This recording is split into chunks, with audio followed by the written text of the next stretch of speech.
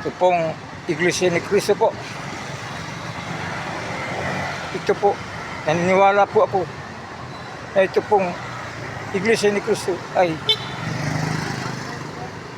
ito po ang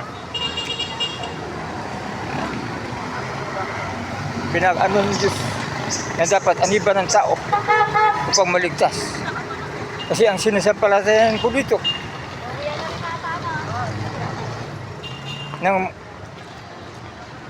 ng Iglesia ni Cristo ay ang Diyos na makapangyarihan sa lahat.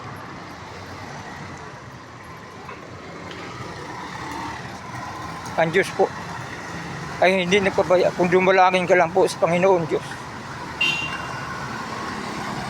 Ang mga problema mo po ay dadalangin mo lang sa Panginoon at masolusyonan. Tulad ng ako'y nagkasakit ng isang buwan noong Mayo ng taong ito. Nagkasakit ako ng malubha.